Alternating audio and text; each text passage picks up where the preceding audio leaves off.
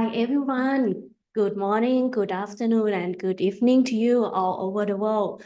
Welcome to APSA Seed Technology webinar, session 1 on seed extraction and post-harvest handling of seeds. My name is Kuna, Technical Coordination Manager of APSA, and I'll be here with you today to explain about the housekeeping rules for the APSA webinar. So, participants, they are not allowed to open the camera or microphone. If you have any technical issues, please put it in the chat box.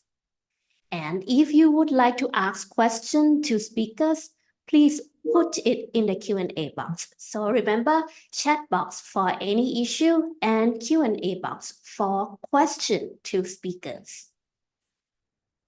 Participants can also click like to upvote the questions in the Q&A box, and questions that got most like will get the priority to be answered by the speakers.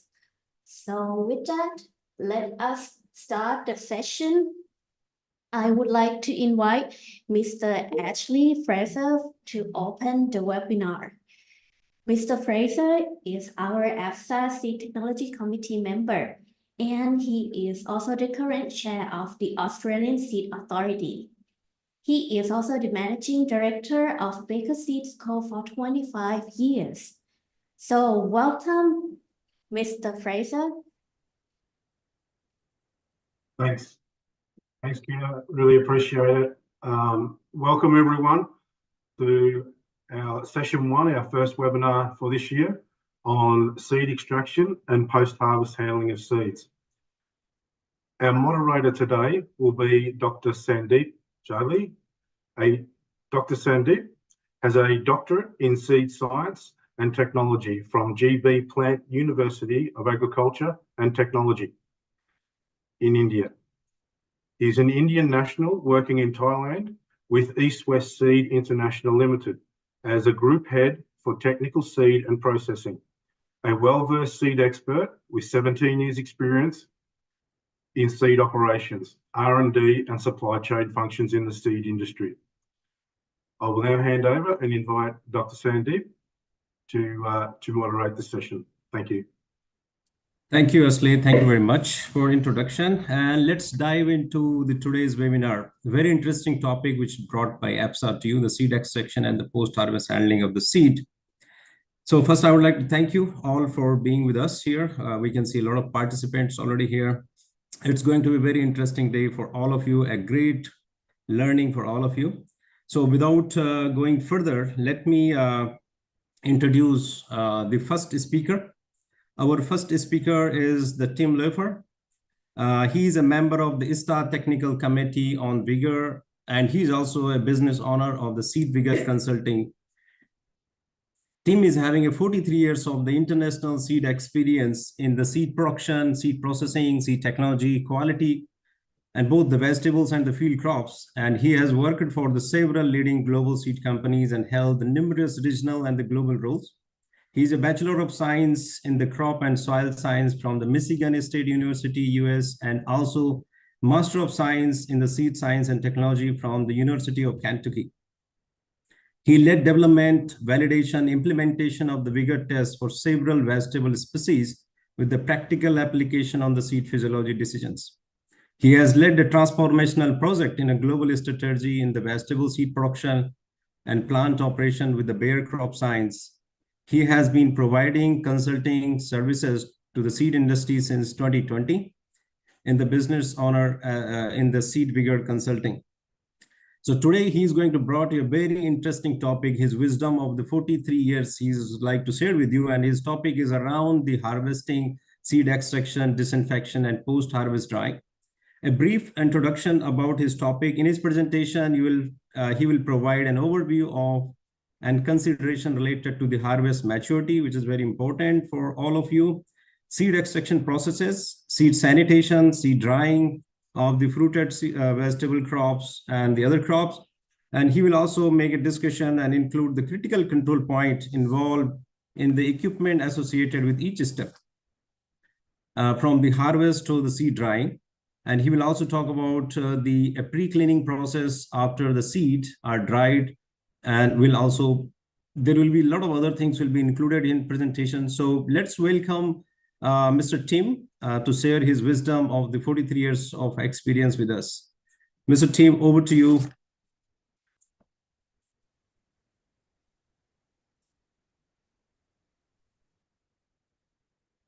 Thank you, Dr. Sandeep. I'll go ahead and share my presentation right at the moment here.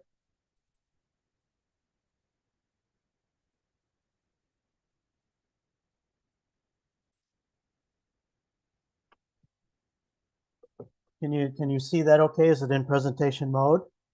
Yes. Perfect. Okay, thank you once again for the wonderful introduction. And with that, I'll go ahead and get started. Yes, I'm going to cover the harvesting all the way through post-harvest drying of the seeds. And in my next slide here, I'll have a little bit of overview of the agenda. So we'll talk about harvest maturity of the different seed crops. And then I'll follow that all the way through the seed extraction process, the fermentation, seed disinfection, and on through the pre-cleaning process. So I won't go through each of these points here because we will cover these in thorough detail as we go through the presentation.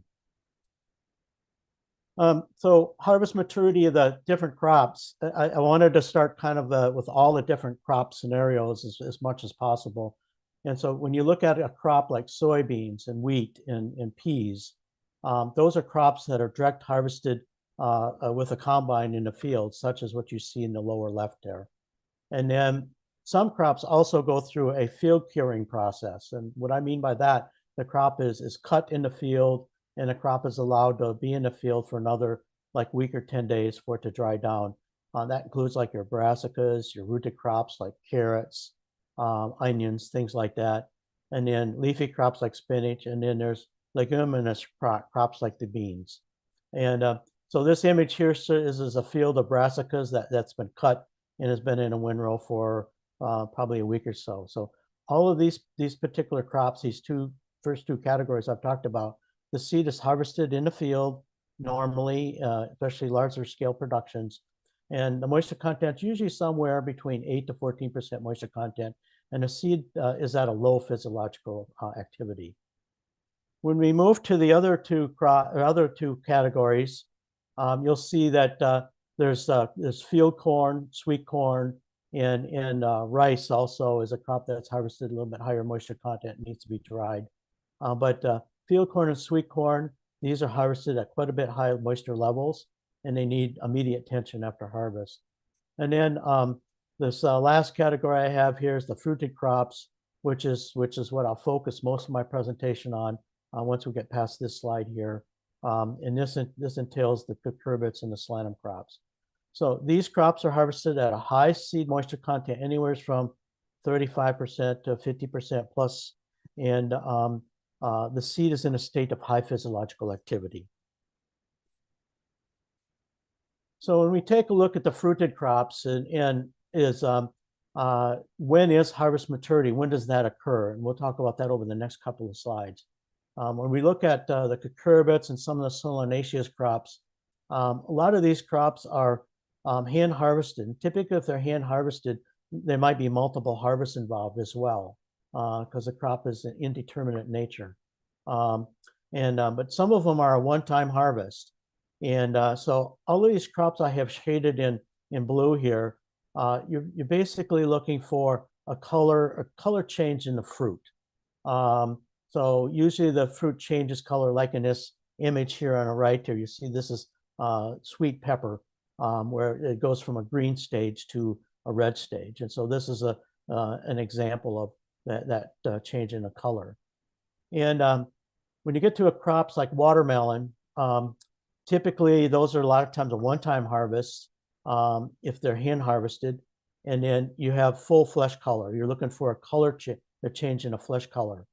And then when we look at melons, for example, typically those are also hand harvested, and multiple harvests could be involved. But this varies by type, because melons have many different types. And some companies use heat units. So these are some of the characteristics or maturity characteristics that are used. And I want to, this is going to be my waiver for the presentation. You'll see this in 2 or 3 slides after this. There are genetic and production environmental effects that influence optimal harvest. So this doesn't apply to everything within a species because there may be differences between varieties in production areas. So internal production research at the company level is really important. Now, another aspect of determining fruit maturation of the seed, there's also techniques that can be employed, such as first count germination, the tetrazolium test, and then the use of the radical emergence test, which is we're exploring a lot of those type of concepts within a Seed Vigour committee of ISTA. And but these are techniques that can be used to help determine harvest timing. So this once again varies, you know, by the production area as well as by genetics. In this next slide, I want to talk a little bit about the critical factors related to harvest. And this is kind of my theory slide. So this is more theoretical in nature. And then my next slide will be a more of applied research scenario. So when we take a look at seed development to maturation, and you see these numbers here, at the back of this presentation, I have a list of references. So you'll see these numbers here. And so there's references that refer to some of this information I am presenting tonight. But as you can see, as we go through the maturation process, germination or viable seeds starts to increase, and then desiccation tolerance, and then the vigor increases later, and then seed longevity increases after that. And this is some work that was done by Bewley, presented by Bewley a number of years ago.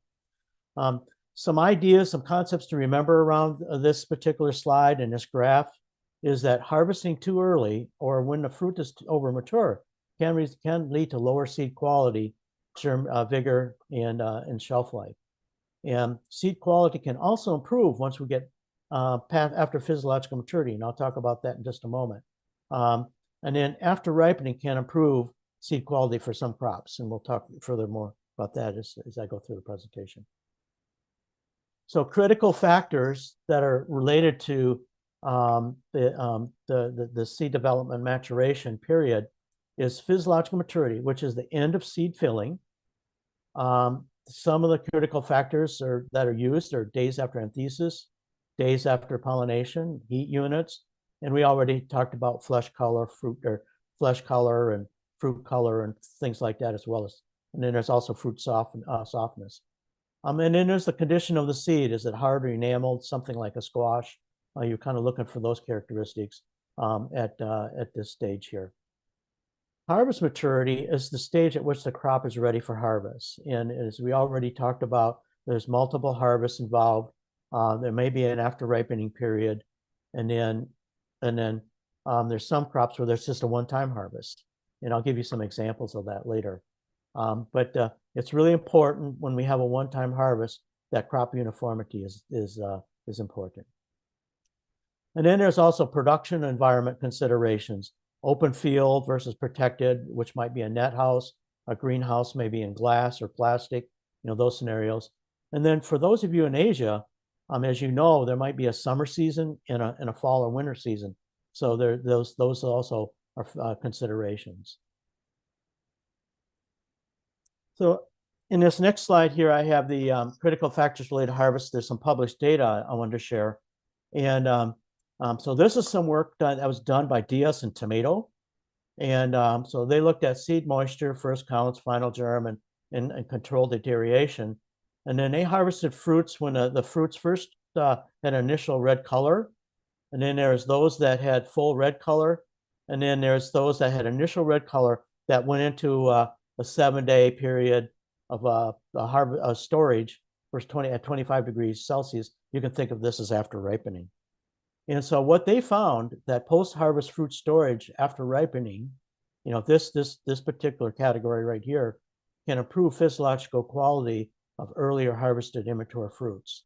So taking these earlier harvested fruits and after ripening them, you can see that the CD or the control the deterioration, for example, increased, and as well as termination and first counts. I want to point out, though, this is one variety. This is the Santa Clara variety that the researchers used. So one of the things that may help a seed company, and I know many of you have these, is something like a color chart.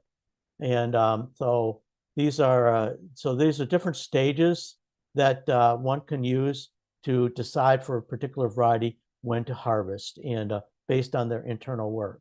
And so this is just an example of a color chart, and so I just wanted to share that today.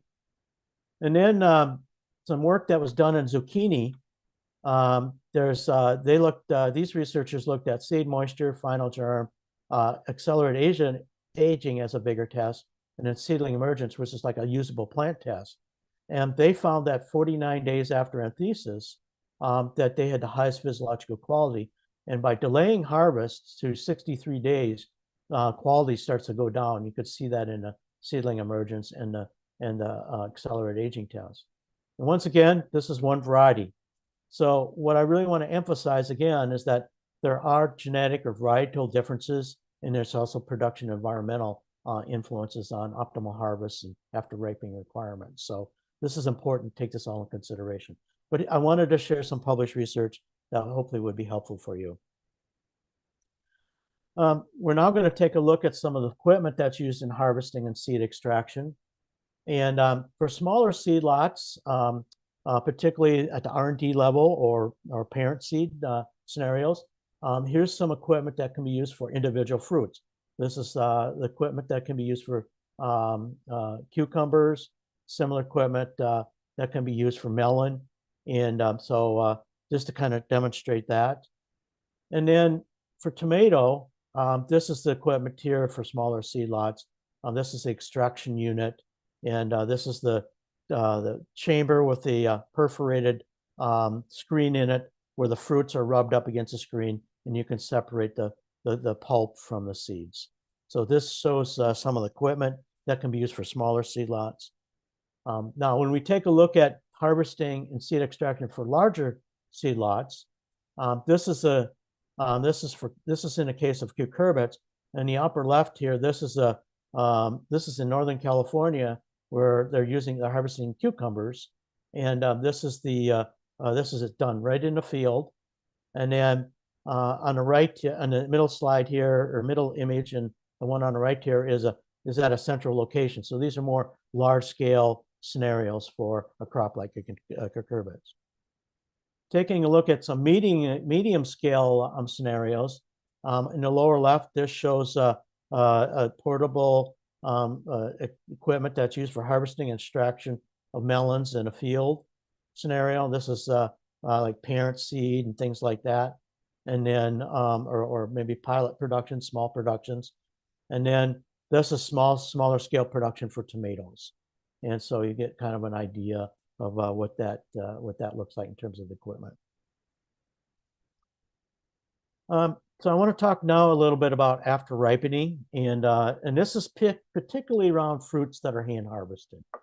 And if we take a look at so maybe to define after ripening, the theory part of this is physiological seed quality continues to improve during after ripening or the fruit resting stage. And in this, you see this is an image of cucumbers. Here's an image of peppers and tomato.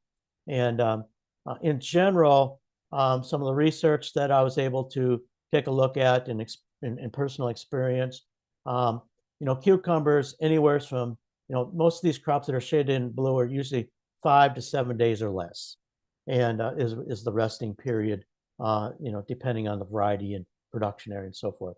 Tomato often is just maybe 1 day typically, and then squash, depending on the variety and so forth. Most squashes there's no after ripening. The fruits are usually, once the seed is extracted, they go right into a washing step. So when we consider after ripening really should be done under ambient conditions. 20 to 25 degrees Celsius is preferred, and we need to avoid direct sun or high temperature environments. And once again, there's going to be genetic varietal differences in production environment location differences. So my next slide here, I want to talk a little bit about seed extraction and the overall methodology. So the first step in that process is the removal of the seed from the fruit. This can be done mechanically or manually in the field or central. So I've already showed some images around that. Here's an example of a central location where the fruits are being loaded into a extraction unit. And then fermentation is, for a lot of the crops, there's fermentation, and I'll talk fermentation in another slide. But cucumber, melon, triploid watermelon, and tomato often go through this fermentation step. And then the next step after that is the washing, where there's manual systems involved or semi-automated system. This is the flume system, an example of that.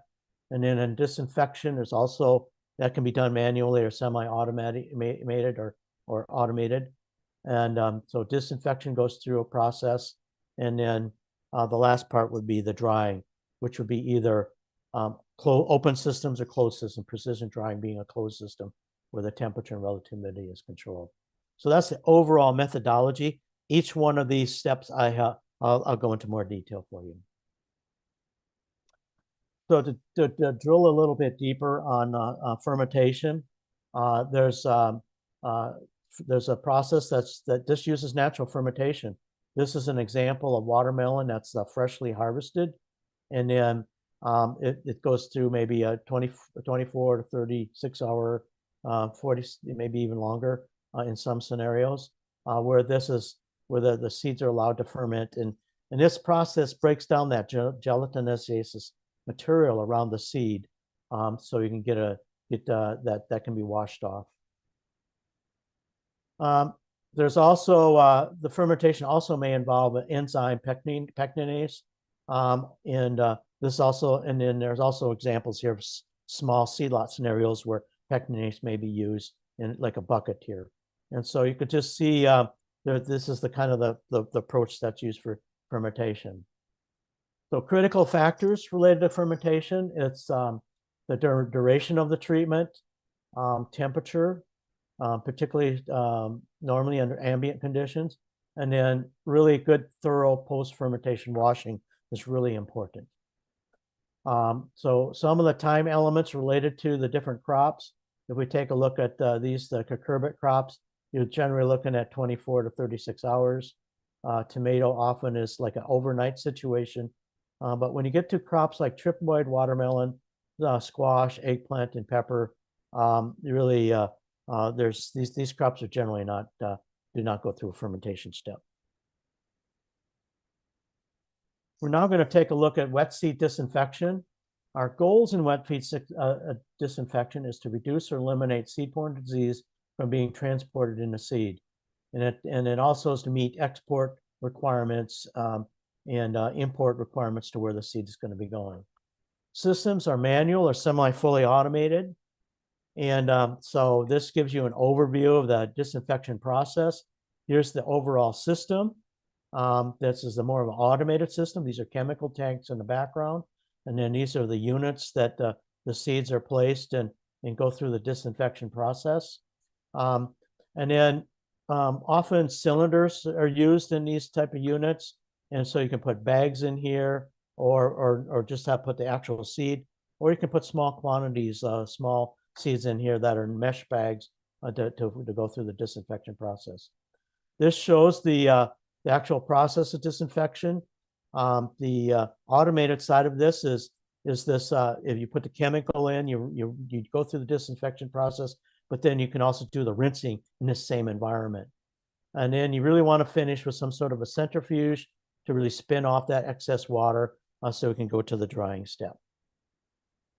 Critical factors around disinfection include duration of the treatment, concentration of the chemicals, adequate rinsing of the seed, using a centrifuge, and proper seed drying. Some of the chemicals that are used for disinfection include HCl in some scenarios, like with tomato. And then it can be either calcium hypochlorite or sodium hypochlorite. as well as trisodium phosphate or TSP. So these are just an example of some of the chemicals, and the recipes vary by crop as to what chemicals are applied. We're now going to take a look at seed washing and drying. So the critical factors involved in seed washing is really the washing process really needs to be thorough, efficient, and effective. And by effective, the use of a centrifuge helps spin that water, additional water off, so it can go into that drying step. For drying, the temperature should range from 32 to 35 degrees Celsius, depending on the crop and the scenario, and then the airflow, the drying rate, and the duration of the drying. So I wanted to share with you, so this is a washing, drying operation associated with large growers. So there's growers themselves that have these operations.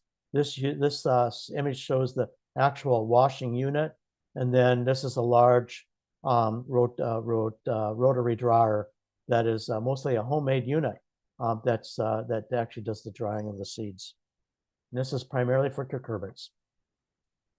And then at a central location, this is the flume, this lower left, this is the flume system here. And then there's a centrifuge unit here that's used for drying. And then there's table dryers or condition or precision dryers. And typically a central seed location may use one or both. Sometimes they will start the drying process here and then move the seed. The final step of the drying step goes to the condition dryers. Target moistures around with these different crops, the cucurbits. Normally you want to go between shoot for a 7 to 8% moisture content, and then the solanums around 6.5 to 7.5%. This is the moisture contents that are safe for like a production location. Once the seeds arrive in a central processing plant somewhere, typically lower moisture levels are achieved for longer term storage. But this is kind of the range that's targeted at production locations.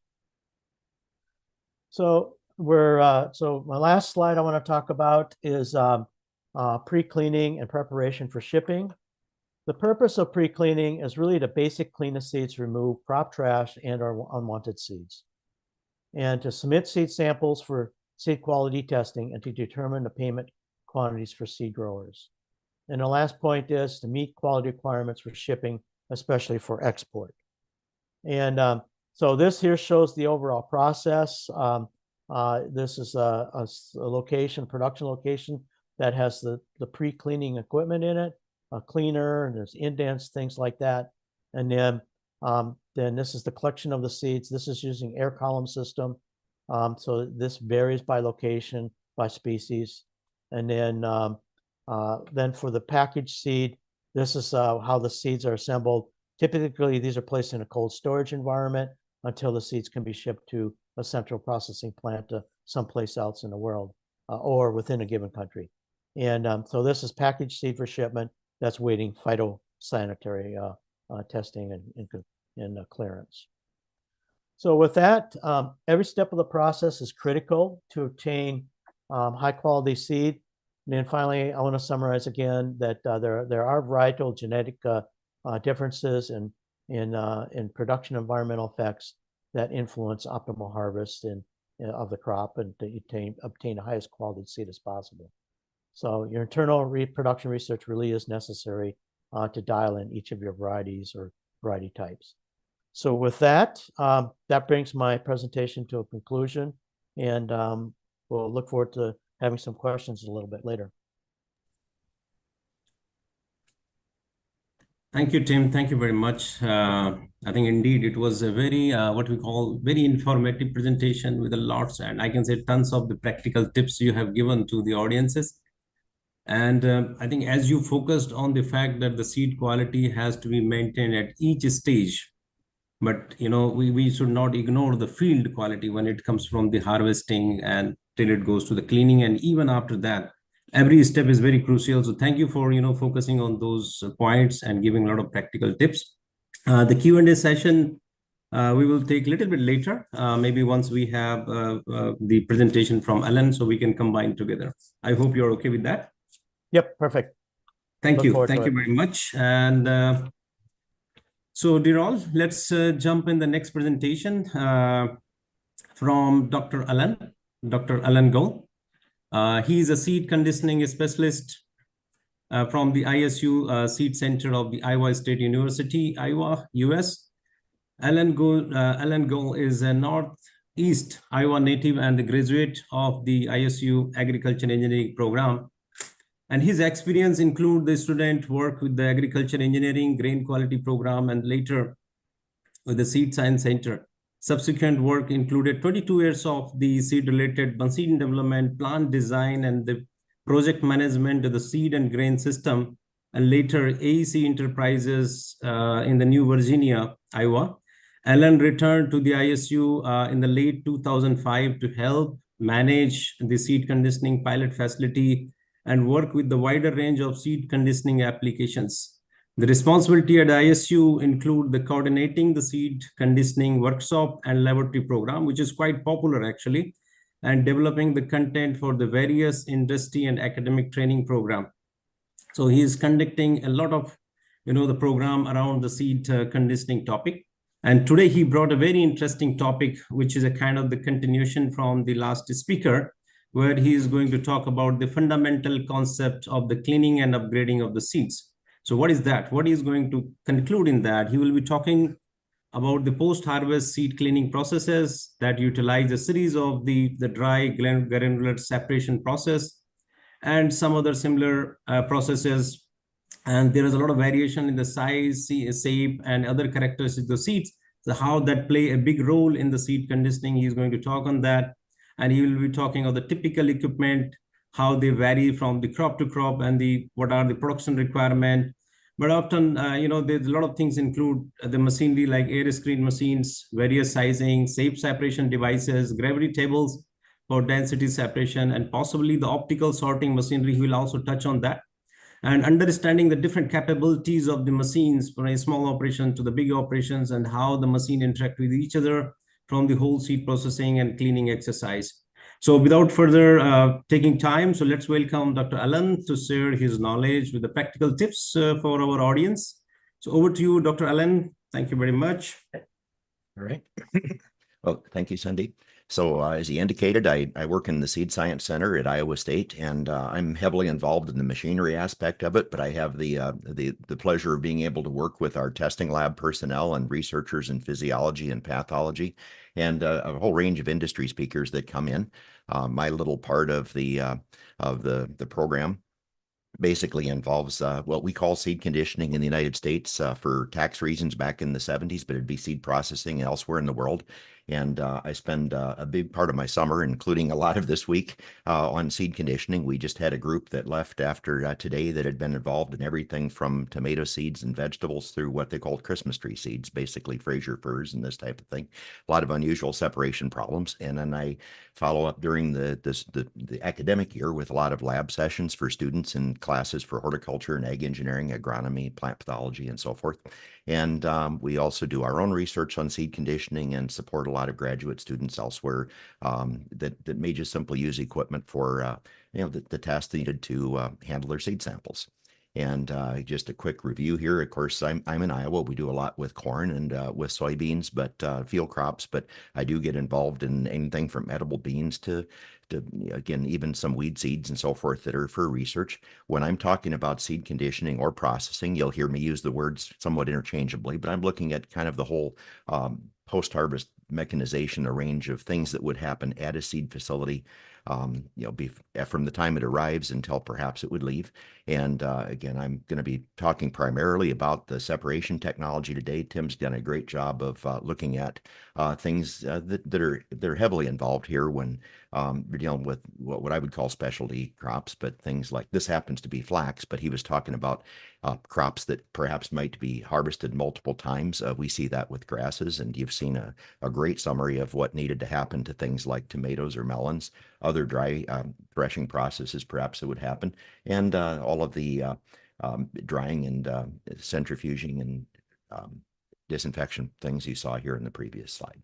So I'm going to follow up now and just talk about what we might do around a plant. And of course, one of the things that's often overlooked is quality control. And again, I work in the same building as our testing lab, and they have, you know, a huge range of, you know, testing over 300 kinds of seed, and maybe I've heard recently 600 different pathogens. But at a plant, we need a lot of simple physical tests that are used in order to help monitor the process. And of course, one of the big things was moisture content. Tim mentioned drying. If we don't do a good job of it, we're going to have problems. A few of the units of measure here will be in English, but we maybe look at bulk density, perhaps kilograms per hectoliter, broken seeds, damage to seed coat, perhaps counts on seed count. Numbers, 1,000 seed weight would be more common in this market, and perhaps inspecting for visual defects. And I work a fair amount with packaging and regulatory compliance. And I'm an engineer, so we put numbers to many things for flow rate. How much are we throwing away? What percentage of good seed is being saved? When perhaps variability of different measurements. So we get to the separation. I like to point out that this is a dry separation process. You know, it's not like if I was going to separate the caffeine out of this coffee or something, perhaps we might need a chemical process. But here we're simply going to be using different physical properties that many of you'd be familiar with. But perhaps, you know, we can blow some things away. We can separate it by seed size, usually with screens of some sort, take away things that are larger or smaller. If you have a spherical seed or a contaminant, we may work with different measurements of how well the seed might roll, physical shape separation. The density of the product is important and often correlates fairly well with viability or vigor. And increasingly, it's, you know, optical separation, but things historically involving color difference. But perhaps now we're starting to see other optical measurements that might be made as well. And I like to point out that much like you had the different processes in the previous presentation, we'll typically need more than one of these separation processes to get the job accomplished. I'd like to just kind of, again, remind everyone that if you have a separation process, it's rarely 100% efficient. So if I take something simple here, it's hypothetical, but perhaps it's a color sorter. But we have basically product and discard coming from this with the material passing through this machine. And we're typically going to have some defects remaining in the good seed, and we may lose some good seed as well with the discard stream. And the goal here is to basically minimize the loss of good seed and maximize the removal of products. This can be combined in something called separation efficiency, but I typically don't see that. If we can cover the two primary things, again, I'd like to just point out that trying to maintain as much good seed as possible while removing all of the defects can be conflicting results, and kind of a conflict between basically quality control and perhaps accounting with your company. I also like to say that we're frequently looking at different, it's a biological product. We're looking at different parameters. Maybe there's a bell-shaped curve that could be the size, the width, the thickness, or the density, or the color of the product. And we're trying to essentially remove things that are not good seed and retain the rest. So what tools are we using for that? A common thing, as I mentioned, we might blow stuff away. And perhaps, over hundreds or thousands of years ago, humans would shovel seed up in the air and let things blow it away. But there's a huge range, particularly in this market, of different aspirators or blower columns that would basically remove low quality seed with air, basically pick things up that don't fall as fast through an air column. Frequently pre-cleaning, but we may also be trying to fine clean material. Orientation of the seed and proper presentation are a factor. As the name implies, an air screen cleaner basically combines that with perforated screens so that we can remove low quality material as well as the large and small seed. Okay, then a couple quick examples. If you're in something like the vegetables plants, you might see a machine like Tim showed you before. These are in a field crop facility, perhaps for corn or soybeans. This is also in a vegetable facility. And again, these are frequently kind of the workhorse of the plant. It may take the majority of the trash out. We want to do a good job here so the bulk of our equipment can work better. So one of the key things on this, that's just a simple thing, but having the proper screens in it, and perhaps just not screens for one particular crop versus another, but we need to kind of optimize this. We can have different shapes of screens, perhaps rounds or slots or wire mesh. If you happen to have kind of a pyramid shaped or a triangular weed seed, there can be triangular holes as well. And within any of those, we're going to be looking at a size distribution and basically trimming that curve again, removing things that are too large or too small while attempting to retain it. So the screen selection process basically just involves attempting to figure out the screen that can maximize the removal of seed without, or removal of trash or defects without losing the good seed. And there are various screen shakers that might be used to help facilitate that process. Okay, the round screens basically separate by width, and the slots separate by thickness. If we need length, there are other machines that can do a more precise job of that. A common thing might be an indent or a disc separator. In this case, there is a rotating cylinder with pockets in it. The short seeds fit in the pocket and they're lifted away from the long seed. Which one's good depends on your application. We might lift short seeds away for removing it to lift all the seeds away from the sticks, perhaps, and then follow up and remove either a short contaminant or a broken seed, perhaps, on a second pass. Okay, there are a lot of precision sizers, or basically it's in this case, a contoured perforated hole that's used for sizing product, and tomatoes are frequently done with round holes, sunflowers as well. In the seed corn market, we also see slots that are used to create what we call flats and rounds. Okay, when we start just a bit more here on the indents, just a larger picture of one there where there's a lifting trough. The disc separator, it can have discs on a shaft. You'll see this perhaps in rice. I also see it in some of the grass seeds and lifting sunflowers. Again, we can have different pocket size on it, but I see probably far more indents because you can change the speed of this and have a little bit more latitude on the separation. Here's just a lab machine. You might find, again, separating things on the scale of lots that we're working with in this area. Basically, it's fed on one end, passing through the indent, and the long and short material coming off on the right-hand side here. Again, here's a few of the indents that might be put in it. You have a little bit of latitude, again, because of speed and changing the trough position, but the same principle of lifting short from the long. This happens to have an offset indent. The ones here in the United States are more often a kind of hemispherical pocket. Okay, this was just an example, happened to be lifting the dark weed seeds basically away from lettuce. So we had what looks like a color sort, but it's just really a length separation with an indent, and lifting the short weed seeds from the rest. We can then look at color sorting or density separation once we've removed the short contaminant. Here is just a few various configurations you might see in this industry. Just a simple lab indent, perhaps two of them running in series, again for de-sticking followed by short removal. This is a lab cleaner combined with an indent, and this is actually a different brand of indents where the ends can be opened up in order to facilitate replacing the cylinder. Okay, I move into the precision sizers. Again, tomatoes, we might have just round holes in it, or sunflower. Again, the purpose of the contoured hole and the rotating motion is to kind of upend the seed and present it to the opening so that we can get a more efficient separation by width or by thickness in the case of a slot. There are smaller perforations as well, and we deal with it. That would be just a round ribbed or a slotted ribbed cylinder that doesn't happen to have the contoured hole, but could get down to a much smaller opening. Again, the ones in the center happen to be a 2-cylinder or a 6-cylinder machine, but there are, in this market, be more likely to be single cylinder or even lab machines. Okay, I mentioned that we sometimes see things that would roll, perhaps brassicas. We get into some field peas and vetch, soybeans, obviously. But the most common way I've encountered is a spiral separator. There are multiple helical flights in parallel. The seed is basically rolling and picking up speed to fly off. And the oblong material or low-quality seed or contaminant might simply slide down the flight and get a separation by gravity of basically round versus less round. So one of these two products typically needs to be nominally spherical. There are belt separators anywhere from a single belt to large stacked ones that like we might see for food grade soybeans, perhaps.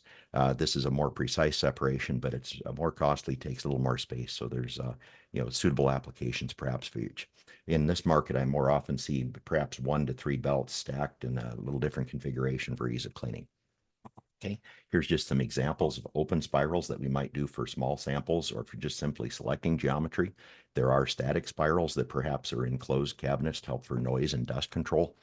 This is a rotary spiral. In this case, it happens to have a motor that can spin the core. This provides flexibility for adjustment. Okay, you can throw more or less away by changing the speed, but the principle is still basically the same. In this case, this is a 4-core box that we might use in some of the field crop plants where a single motor is powering up to 4 cores. Okay, here's just a quick example. This happens to be from an agronomy lab. I mentioned that we have students coming in and running things during it. And this was just output samples showing almost a visual bar graph of the relative change in the amount of good versus bad product as we change the speed. This was simply 4 different speeds. And you can see that the discard changed dramatically as we basically optimized the speed and change just a simple speed on the material. If you look at a photograph of that, it almost looks like a color sort. In this market, we frequently see a whole range of additional equipment that I might not see in the field crops. And if we're dealing with something like dodder, a common thing might be a velvet roll. If we're lifting a weed seed out of various legumes like alfalfa or clover, there seems to be a range of different machines that were developed for that. So I'll show you a few examples of those as we go through, but these are also used sometimes in various vegetable or flower seeds. There's a range of other equipment I'm not going to spend time on, but the older buckhorn separators that depend on a weed seed that perhaps becomes sticky when wet. And likewise, there's also a range of machines that dealt with nut crops. We're going to be skipping most of that today. And I've got one per slide perhaps in if you're dealing with shelled and unshelled rice or something with a patty separator. So here's the dodder mill. In this case, there are felt covers, a velvet cover roll. They're counter rotating, and basically the seed is introduced on the high end of an inclined pair of rolls, and it basically the smooth seed proceeds down through the rolls, and the rough seed is picked up over the top, bounces over a metal shield over the top, and is separated as this progresses through this. It's basically a friction or a texture separation. There can be multiple outlets ranging from rough seed, which might be dodder in the case of the alfalfa separation, or smooth seed, and a couple of intermediates. Again, sometimes the intermediates are recirculated, but it depends on the application and the value of the product. Here's just a very small prototype that we get into for small seeds sometimes where we're interested in friction. This happens to be water hemp, which is a weed seed in Iowa. We help a lot of researchers with that type of thing. This was an early prototype and it's since changed into things, but we're just showing a difference between the seed and this. It's an amaranth species. This is a photo at a seed plant, and there are some small commercial machines as well that might be used for running small samples.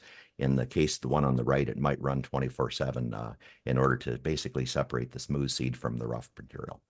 Okay, I had a student who just recently finished a capstone project. They took this little prototype that we were using for small samples, basically enable weed seed research, and basically redesigned it for a 2-semester Ag Systems Technology program, and this was the poster that they just finished here recently. But it's not a perfect design yet, but trying to make this a little bit more adjustable and easier to run the range of research samples. Some of the students are literally running thousands of samples for cleaning, removing foreign material. Many of you may be familiar with magnetic separators. I see it in kind of 2 different contexts. Okay, the machine is essentially the same, but it's a question of whether we're introducing iron powder. When we're dealing with something like dodder, it's fairly common that they will have a fine iron powder and solution that's mixed together and then passed over maybe 1 or 2 very powerful magnetic head pulleys. There are more simple ones that you perhaps would be more common in this market. The agents could be a mix of other things, but the texture of the iron powder can be very important so that it actually penetrates into the cracks of the weed seed and then can be lifted away from the good seed itself. And I've just summarized a few adjustments here. Okay, I mentioned that, in rice or a very limited selection of things, we see basically a resilient separation where we're bouncing the seed between a series of triangular baffles, and you can get something that resembles a density separation on this. I've listed a few examples on it. Typically would not see this in the vegetable market, but I do encounter it in some parts of the world. Okay, then the other big thing that comes around frequently, we're talking about upgrading, and a very common thing in vegetables that perhaps we clean it and we wait till the germinations come back and discover that we have to remove more in order to have saleable product. And depending on the problem, if it's simply low germination, a very common thing would be to use a gravity separator or gravity table to basically float the light material away from the heavy. In this case, we can remove the low density product, which typically doesn't germinate as well, and help raise the average quality, the balance of the lot. If the problem is a contaminant, perhaps that varies by color, we may want to remove some discolored seed, either dark or light, with a color sorter. And there's an older monochromatic machine, but there's been a lot of development on optical sorting. Almost everything now would be an RGB sort with perhaps shape capability. I am seeing an increasing number of either hyperspectral machines or even things that begin to incorporate various levels of deep learning or AI-based algorithms as well. So a little bit more on each of those. We frequently talk about a fluidized bed density separation. This might be as simple as a destoner, perhaps taking even yellow dent corn out of or sweet corn, something like this, but more commonly removing stones and soil, basically a two-way separation. A gravity table usually gives us a continuous range of material removal from the light to heavy, and we can make multiple fractions depending what we're trying to do. And again, this would be more common for that low density seed. Here's just a simple example on proso millet, where the light seed is on the left-hand side that we're removing, and the heavy was on the right. We were attempting to remove brown top millet, but we're also getting some other basically immatures and so forth to provide better quality. Almost resembles a color sort in this case, but it was really a density separation. Okay, here's just another quick example, happened to be sweet corn. Just a simple trial on some things that are running on germination trays, and you can see a difference in both viability and vigor across here. The range is from something like 54% on the light to about 95% on the heavy. And I'd like to point out that this was actually considered to be a fairly good quality lot coming in. So we were surprised to see that range on it. So here's just a quick shot of an older Oliver Gravity that was in our lab many years ago. And I'm going to just replace that with a newer one that I've shown before. And I apologize again for running corn across here, but it just happened to show the movement of the product on the deck. I'm going to run a little of this across and then click past it. But again, the idea is to float the light material away from the heavy. So the product's being introduced to the deck up on the top of the screen. It's proceeding towards the bottom of the screen. I'm looking down from on top of it here. And the low density product, if you watch, is basically progressing toward the low end, which is on the right-hand side next to me. So there's at least an idea of what that might look like. Again, the shot of the machine. We're frequently taking samples of that, not only for determining and calibrating the machine, but to for teaching purposes as well. Okay, and the data here is really just from student classes, so that's not a closely replicated trial, but it's included here in this slide.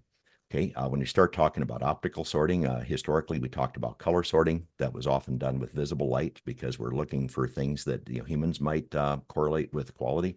But you do see other parts of the electromagnetic spectrum, perhaps near infrared if we're looking for presence of foreign material. That is now being used to enable some other advanced sorts. Likewise, there are even machines now that would work on X-rays. The image processing technology is very similar. But typically that might get us density, but color only would again be not a density separation, but there may be correlation between color and density and overlap to where perhaps in some cases we can get a defect with either one. So I have just a few examples here, commonly from popcorn or taking out mold or insect damage, and again, different discolored contaminants.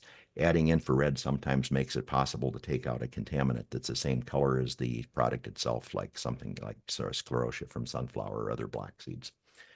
Just a few examples here of some color sorters. Popcorn originally was a common application for a commercial product to remove things that are visually defective.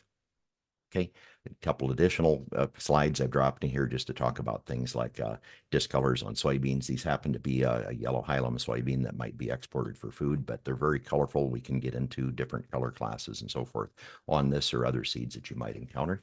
You get into seed corn, where it's typically darks and maybe some brokens, and removing contaminant due to pollination. Perhaps we have yellow drift into white or red or blue corn. And a big advantage of an optical sort versus a gravity table is we don't have to cover the deck. So I might be able to run a small lot like the one you see here. This was a breeding program at Iowa State, but they would have 800 or 1,000 samples that you could hold in your hand, and that wouldn't be possible with just density. Now, I'd like to just kind of show a very simple example. It's fairly common that we might have dirt. These are called soil beds from a soil taxonomy standpoint, but if we have clumps of dirt, how do we remove them from a seed lot? Okay, and it turns out that multiple machines might accomplish it. We could do it perhaps in a stream. So perhaps we have an air screen cleaner and some of the dirt is larger or smaller than the seed and is removed with perforated screens. We're not going to remove it with air because it's typically heavier.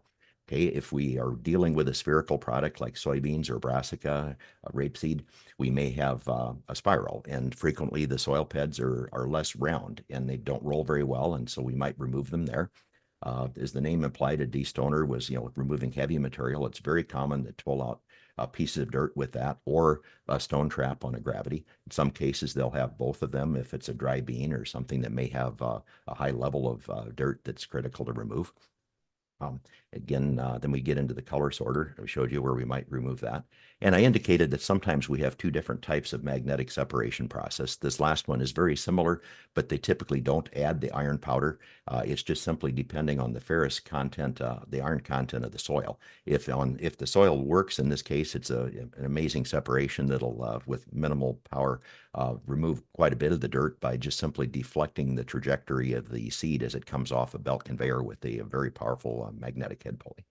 So again, just a little shot of that. And these are from different manufacturers. I see some that are basically homemade as well. Some type of a feeder dropping it onto a belt with a magnetic head pulley. And there's this adjustable divider to basically trim away the product that is being held closer to the pulley a little bit longer. You're not lifting the soil, you're simply deflecting it. So here's an example. This was actually shot at a trade show, but you see some dry beans and soil beds here. And it's a case where even though it's a black dirt, there does seem to be enough iron content in that for this to work fairly well. I think I have a little bit. They should bring up a quick sample to show the difference between the good and the bad. So we have basically soil in this case, and the dry beans momentarily. And in this case, the power is basically the same as it takes to convey it, but they could convey it and remove something at the same time. Again, the precaution is this only works when the soil is it contains enough iron. So I'd like to just kind of conclude with commenting here on this type of a separation. If we have multiple processes working, at least at this point in time, we might have, for instance, if it's a cleaner, perhaps we have an air blast to begin with and we have good product and we remove things that we can blow away. Potentially you could look at heavy product as well. The good seed then proceeds to another machine, perhaps it screens, and we can look at particle size. So we have, the good product and things that are smaller or larger that we're attempting to remove with screens. We go to the next machine and perhaps it's a gravity table and we're looking at density. Again, things that are lower density or stones perhaps that are high. We might also go to additional equipment like we've talked about, but basically if this was our final product, I simply want to point out here that each step, if we consider that machine to be some sort of a test, okay, and it passes or fails, the defects are basically removed if they fail any one test. If it's too small, if it's high density or low density perhaps, whereas the good product has to pass each of these in order to continue through the process. So with that, we have some simple ideas here as far as overall thoughts for different types of it. Sorry about that. We'll go here, leave that to where we can vent, but I just wanted to point out that when we're talking about seed conditioning or process, there's actually a whole range of things that are post-harvest all the way through packaging. And it's important to have simple processes to monitor and maintain quality control on this, measurements we can do quickly to get numbers to be back. We're also in many cases here going to be depending on perhaps germination levels to come back, but anything that we can find that correlates with the desired quality can be very useful to manage the process. As Tim pointed out, we need a lot of the proper harvest techniques, seed moisture. A lot of things go wrong if we do a bad job up front. Likewise, threshing, we can have mechanical damage problems during the threshing or handling. And this whole cleaning sequence doesn't necessarily require all the machines all the time. We need just the right machines for a given application and a given market to basically remove as much undesirable material as possible while we maintain our yield of good seed. We're going to be dealing with treatment, I believe, in the next presentation, but and some packaging. And of course, the finished product then needs to be stored in order to maintain quality before it continues elsewhere. With that, I'd like to thank you for your time. This happens to be the Seed Science Center. My little part of it's the elevated part behind the tree toward the right-hand side. And my contact information's there as well. And I'd welcome any questions as we reach the Q&A session here shortly. And there's what I do with my summer vacation. So with that, I'll turn it back over. Thank you, Dr. Alan. I think especially I see your nice office, nice workstation with a lovely tree there, you know. it's very impressive. Yeah. And I can understand how you are doing those great work inside your laboratory or this workshop. Thank you very much. I think it was fantastic and enriching presentation, I can see in that way. And I hope the audience might have, you know, refreshed their fundamentals, because most of the things researchers like you can correlate everything even today.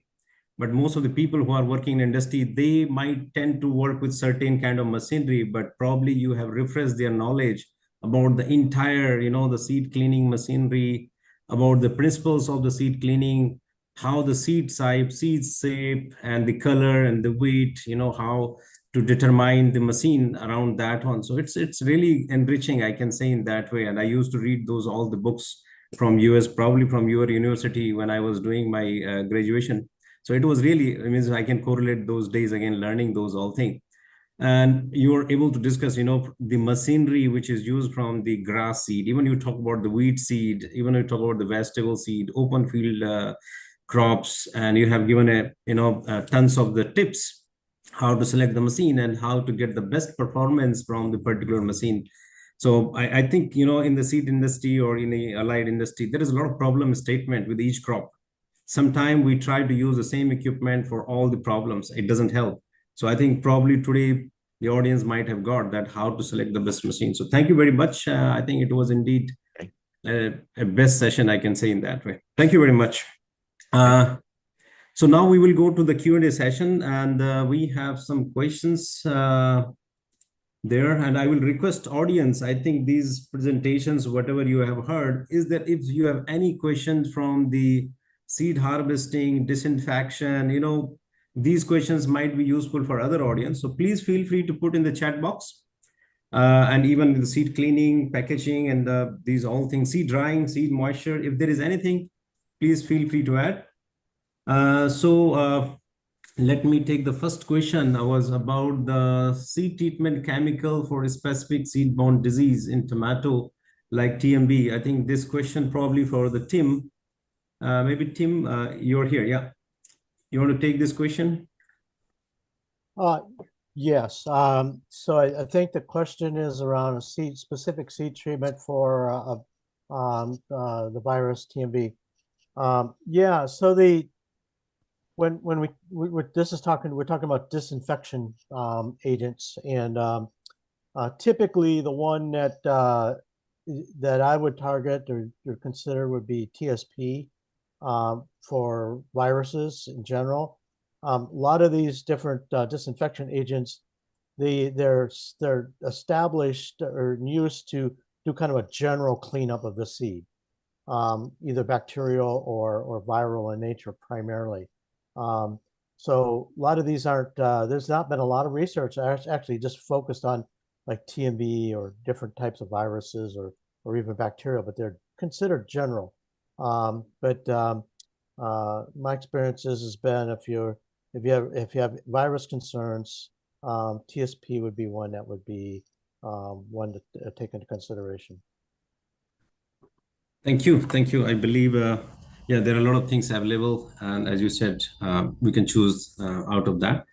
The next question we have probably for the Alan, and I'm not sure, but because in the watermelon, you have a different ploidy level of the seeds. You know, when we harvest, we have 2N, 3N, and 4N seeds.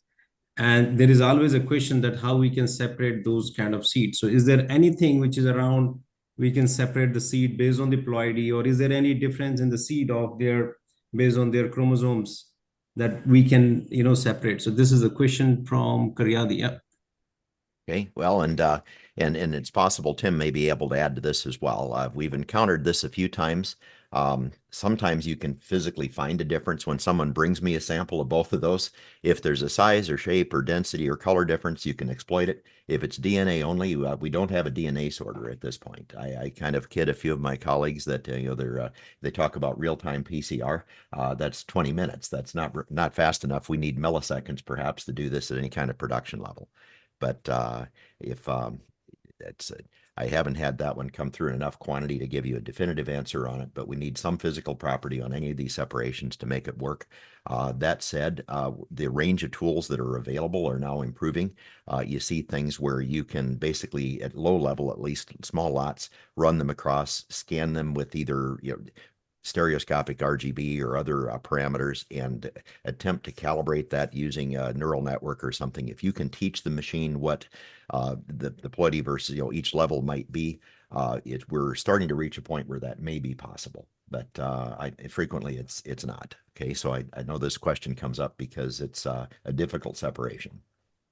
Yeah, true. Anything else? Maybe Tim? just add Tim. to that. I think you're exactly right, Alan.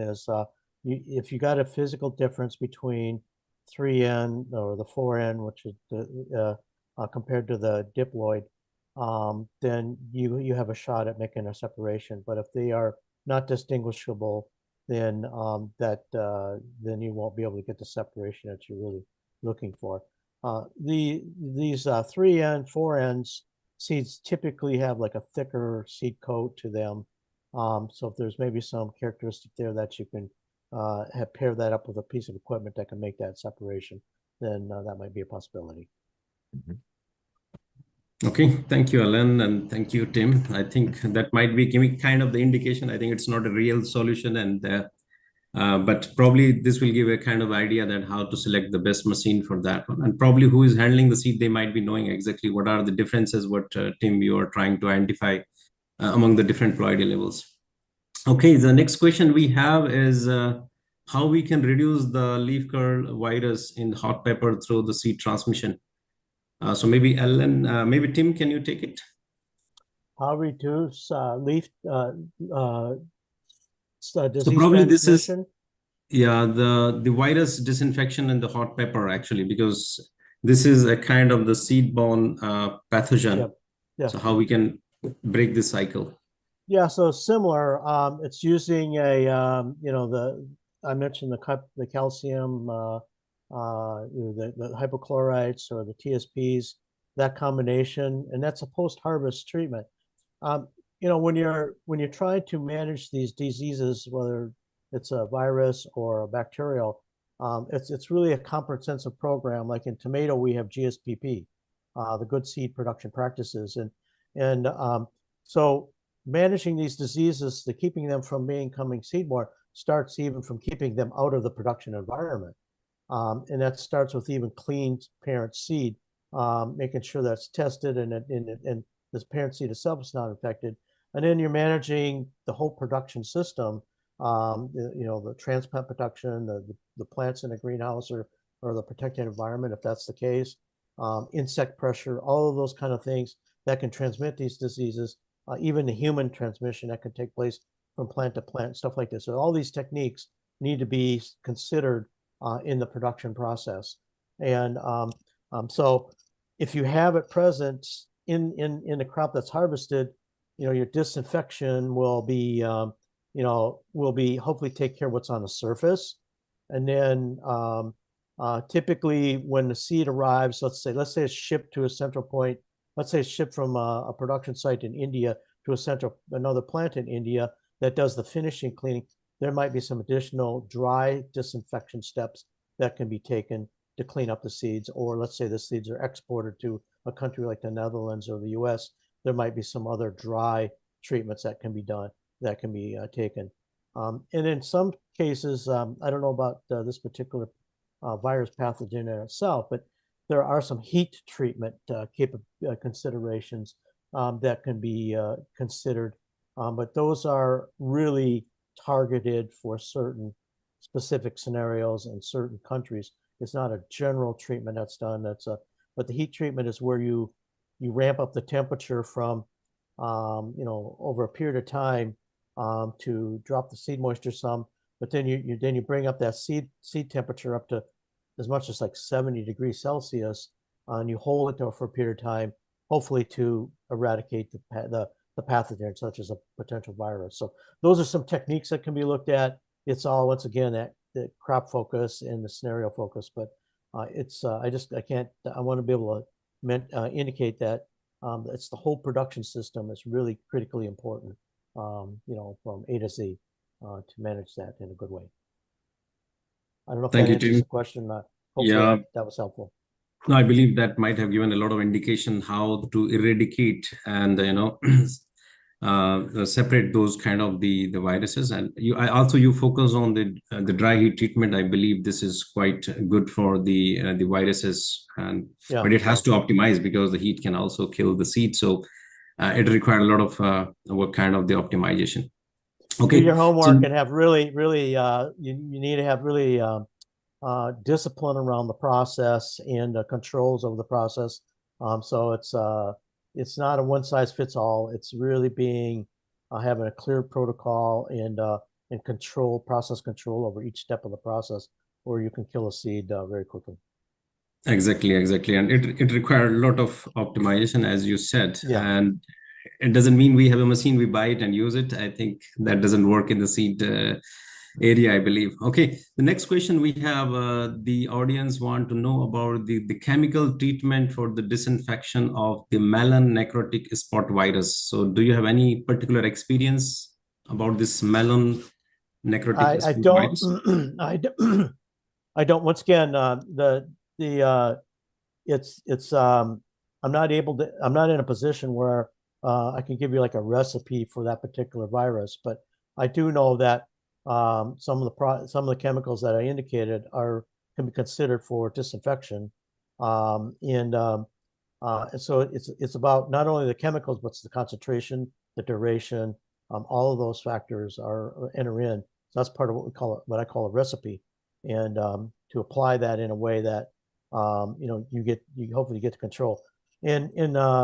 For the necrotic virus in melon, a heat treatment consideration is also possible. So once again, that's something that can also be explored. Thank you very much. The next question, there are a lot of questions on the disinfection. So the next question is about the TSP disinfection treatment in the solanum. Is it might give a kind of the false signals towards the TOB FVR. Do you have any experience about that? What was the last part of that? Will TSP disinfection treatment in solanum give false signals for TOB RFV? So this is one of the biggest virus issue. Yeah, that's more of a recent. That's the brown rugose, right? Yes, exactly. Yeah. I'm not really up to speed when it comes to control around the brown rugose. So that's a good one.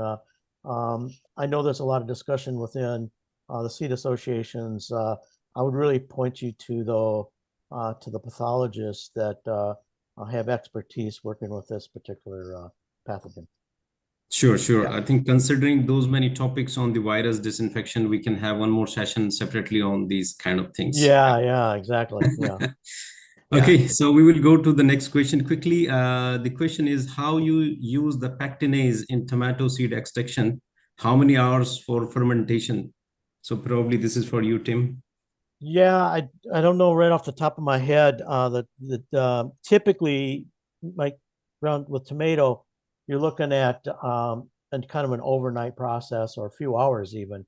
So once again, it's the concentration that you put into the solution and in the duration.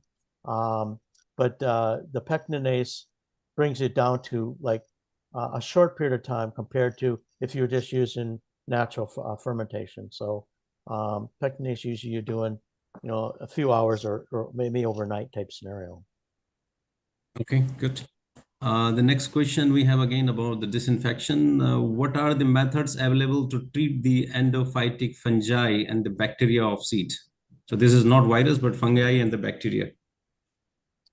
That's another one I don't really know enough to really comment on, because because most of my experience around and what I've had interaction with pathologists is that a lot of these disinfection agents that we use are general in nature, far as the research or data to support, use this one for this particular pathogen or use this recipe. I don't know that we as an industry have defined it and taken it that far. My experience is that we use a general recipe for tomato, pepper, the different species, and hopefully that gets you where you can, clean up the seed. And then if you bring the seed into, once it's dried, you bring it into a facility somewhere to go to the next steps. There's of course, by that time, hopefully you have your tests on your first round of based on this first round of tests on pathology. And if you still have a disease present, you might take it through another sanitation step at that facility, using a dry seed sanitation protocol. So sometimes you end up doing these things 2 or 3 times. And at some point, you may actually lose a seed due to lowering of the germination, unfortunately. Yeah. The next question is around that, actually. You want to add anything, Alan? Yeah, just one quick comment. And again, I mentioned earlier that I had the luxury of working in a building where we can find experts on different things. And a very common thing, because the nature of the seed health testing for phytosanitary work is that we seem to have more than our share of pathologists at work. Now tonight they're unfortunately not there. It's we're 12 hours different than you in time, but we had Dr. Charles Block did a great presentation for us yesterday where he got at many of these same types of questions, and he may not be familiar with what it takes to do it at scale, but they're very familiar with the different pathogens, the issues with them, and frequently what chemical or process might be used to do it, at least on laboratory, in order to help point to some of that. So it may be possible to perhaps accumulate a few of these questions and run them by it. They help administer at least part of the national seed health system for the testing in the United States from our building. And so they're very tied into the whole story on pathology, whereas I'm an engineer, I work with the machinery, and I talk about that all the time, but I typically deflect those questions to them. Yeah, and I might want to add that in general, like a lot of these disinfection chemicals that are used at the wet seed stage are more of a surface. They work on the surface of the seed and not necessarily internally in the seed. If there's internal infection, that's where some treatments like disinfection treatments like a hot water treatment and like the heat treatment I talked about. You're going after internal infection when you're going to that level, and so those techniques are used generally not in a production area scenario. They're usually used at a plant somewhere where it's whether it's in country that does the final processing or exported to a facility, let's say in the Netherlands or US, where they have those they do those type of treatments there.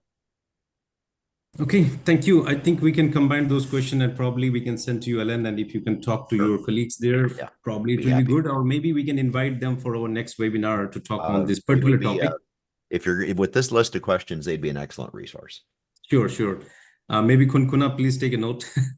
We can take it for the next one. So I think I will skip because we have just 5 minutes for Q&A. So I will jump on some of the processing and cleaning questions. So there is one question around there is a lot of requirement in the market where everybody wants uniform seed size.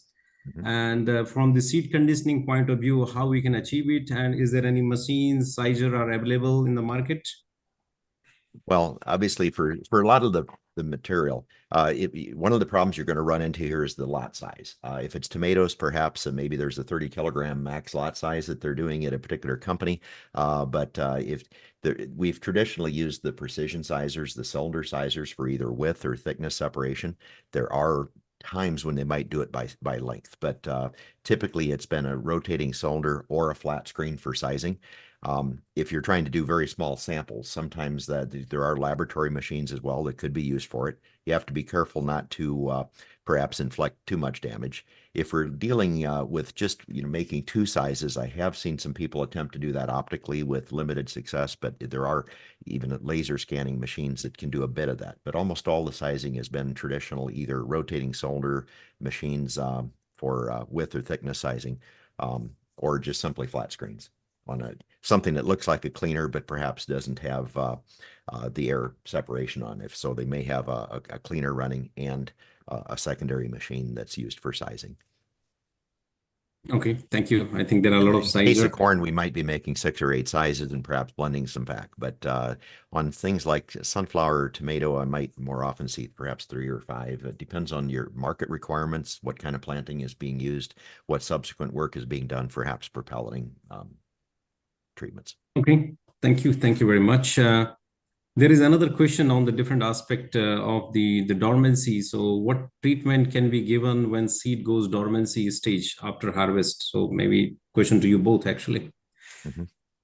I'll do the simple one, and we'll let Tim come up with it, because there's going to be when you're dealing with dormancy, I do happen to work with some physiologists, and that's definitely Tim's area. But what I encounter frequently is if it's just a physical dormancy, the seed coat doesn't imbibe water, perhaps we can scratch it, we can somehow scuff it to let water in it. That is definitely inflicting controlled mechanical damage, much like trying to control pathogens.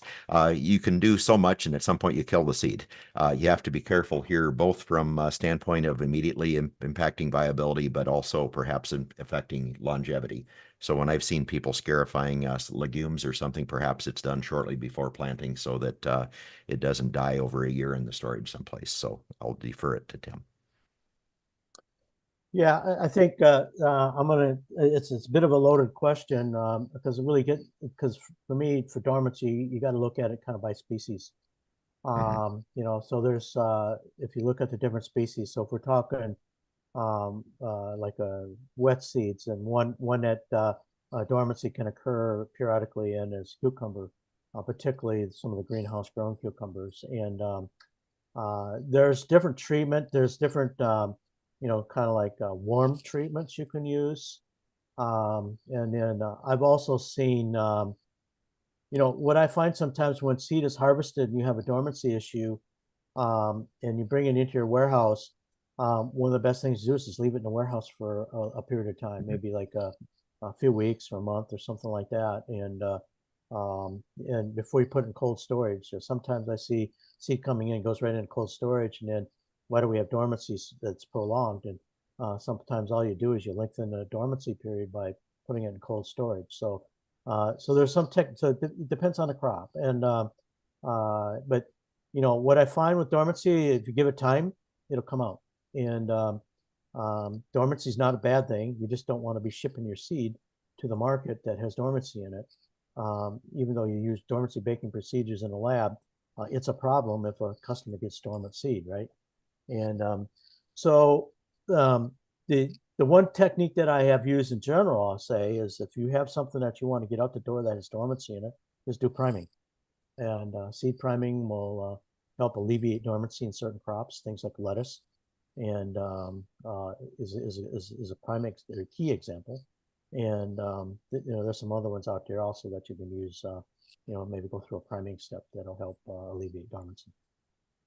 Okay. I'd like to just comment too, when we've encountered it on things, and many of the field crops, they've basically bred a lot of the dormancy out, as a survival mechanism on some of the things, like some of the weeds that grow on my lawn. But he mentioned, that you might break dormancy in the lab. And that's actually a resource I've used sometimes, is either AOSA or ISTA protocols for breaking dormancy. Sometimes tells you something about the dormancy for that product. Okay, maybe you can't scale it up with that particular chemical, but it might tell some issues on whether it's the type of dormancy that would be involved and what it might take to break it. But I'd concur that time is frequently, if time is on your side, if you can wait and plant it later, and perhaps not store it in cold storage immediately, that does usually help. Thank you, Tim and Ellen. I think I will take the last question because there are so many questions. So I think I will request APSA to combine those questions and say it to you to get the answer. But one question to get a benefit for many people, I think the question is about the physiological and harvest maturity indicators for the maize and the rice. Any technique to standardize these indications or the final harvest to maintain the best seed quality? So I think this is a kind of the practical tip or some techniques. Well, for maize, corn, there's and Ellen will know this as well, or even maybe better than I do. But the typical looking at the brown layer or the black layer formation in corn, field corn, not necessarily true for sweet corn. Sweet corn, you may go. A lot of times you're harvesting sweet corn ahead of that that brown or black layer that forms, and part of the reason for that is because it's sweet, you got high sugar content, and by leaving the crop out in the field, all those fungi and things that are in the field like to get to the corn and quality drops. So a lot of times sweet corn is harvested at a higher moisture to get out because of the disease that can come into the kernel and things like that. Milk line is another one that's used, and if you get milk line, that's down. And once again, this is why it's kind of related to genetics. So some genetics, it used to be like black layers. That's what we go for. But in some genetics, you're going to look maybe at the milk line, and because maybe it's before the black layer, so it's really know your genetics and do your work and correlate it to vigor and germination tests and shelf life, that type of thing. Particularly, for major products, that's maybe a helpful approach. Yeah, I'd like to, again, to agree that the black layer isn't always an indicator on it, because what we see for even for yellow dent, there's a fair amount of that produced here in the Midwest. And typically for seed, we've historically harvested on the ear at very high moistures. They have brought that level up to the point where they're often harvesting at or even prior to physiological maturity. So you may not have the black layer there at the time of harvest. So you start to see, milk line or other ways, maybe just for experience on given inbreds and so forth, for what moisture content we might be at. But it's not uncommon at all to be harvesting at 30 or 40% and then drying it all the way down to 12 perhaps, and finishing later. In that case, it gets probably beyond the scope of time tonight, but they get into things where they worry about preconditioning the corn so that they don't dry it down too quickly, and then you can start having quality problems. And it has it involves the acquisition of desiccant tolerance is what they like to talk about. The seed's not ready to be dried down, and so they can do some things to kind of temper the seed in the beginning of the drying process to enable the seed to prepare for drying the rest of the way down, and hopefully not reduce the seed vigor unnecessarily. But you can do some damage in drying. And I think some companies might even look at, based on our research programs, may even look at heat units. Yes. GDUs. Yes. So heat units are always tracked, basically. Yeah. Now. So those are always tracked, and so those are that's another approach. And unfortunately, I'm not able to comment on rice. I don't have experience around rice to really to comment on that one. I think it's fine. I think it's in-depth information, and that's why I always vet about the seed products and research, because finally you have to fine tune whatever you get.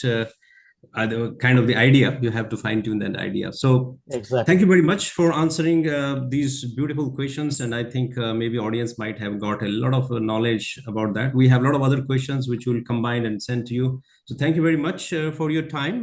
Now we have to move to the next presentation, actually, and as we promised to our APSA audience that we will always have a kind of the fundamentals reach one side, and then more practical and advanced machinery, which is offered by all the companies who are making those machines and those all things. So here we want to go to the next presenter, who is not physically available due to some urgency, but I would like to introduce him first and his topic. He is Mr. Rajiv Iyer. He's having a bachelor in the mechanical engineering degree, actually, and also a management degree in the international trade. And he's a seed and the grain processing specialist, actually, and maybe around a decade, maybe 3 decades of experience he's having.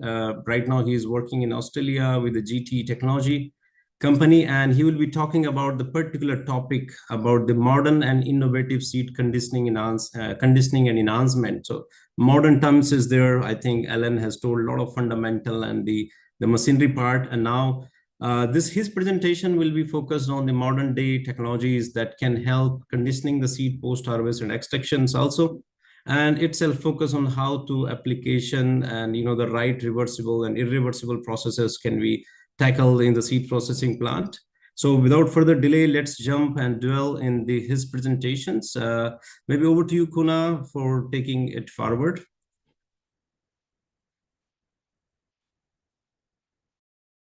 Hello, everyone. I would like to extend a warm welcome to the organizing committee of APSA, respected members on the panel, and to all the members of APSA who are attending this important webinar for their time and attention. I also would like to express my gratitude for giving me a chance to present about modern seed processing and seed enhancement. Due to a very important meeting that is scheduled exactly at the same time as the webinar, I apologize for not being able to come live, and hence I'm sending a recording of the presentation. Please be kind to direct questions and queries, if any, to the APSA team, and we will reply to each of the query in the best possible manner. Thank you. At the outset, I'd like to introduce myself to the forum. I'm Rajiv Iyer. Right now, I'm based out of Australia, working with a company called GTE Technology, which is a multinational leader manufacturing equipment, and also working with Petcus in the Australian New Zealand market. After completing my engineering in 2 streams and a dual MBA, I got the most wonderful opportunity to be associated with the seed industry to start with in India, but getting a chance to work with multinationals from Denmark, Austria, Germany, and now Australia. It has been an enriching experience to understand the philosophy of seed processing in developed countries versus developing nations. In the last 3 decades and more, I've been able to accumulate a vast experience of implementing solutions in diverse demographics and involving different kinds of seeds.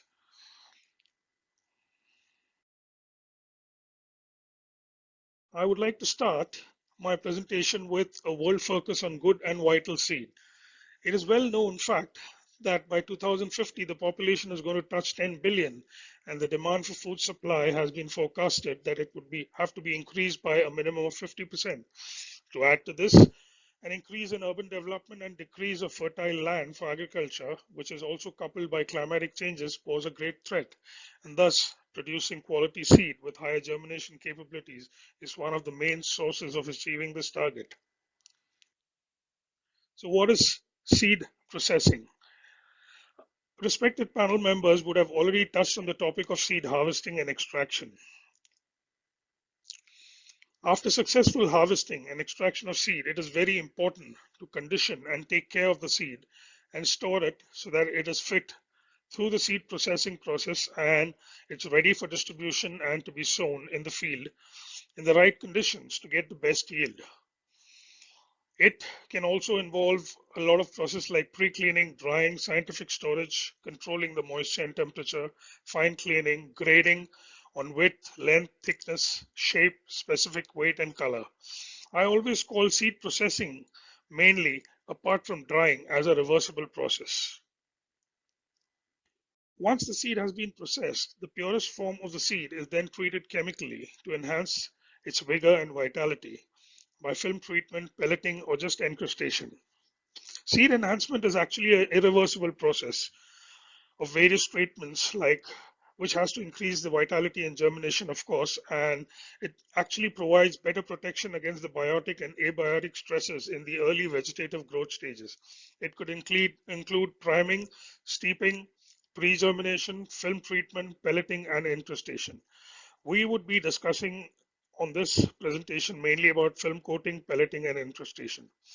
Pelleting is the process where powders, liquids, and binders are added to the seed to increase the size from anything between 50% to about 1200%. Yes, you heard it right, 1200%. It helps the easier sowing of seed in a mechanical form, but also allows insecticides, fungicides, active ingredients, and inoculants to be added to protect the seed vitality. Whereas encrustation is a very similar form of pelleting, but the buildup is far less and the seed shape is not altered.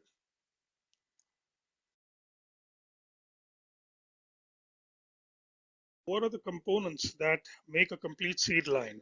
So I've just listed down the main components that can form a complete seed line.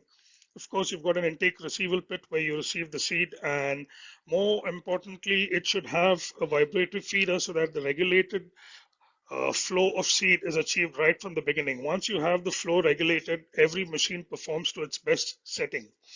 Then you have a pre-cleaner which removes most of the impurities. You have the deoner and brush machine which do away with a lot of ons or impurities on the seed which come due to the seed agglomeration and makes it free flowing. Once that is achieved, you put it into a raw seed dryer if the intake moisture of the seed is not the right one and you need to reduce it.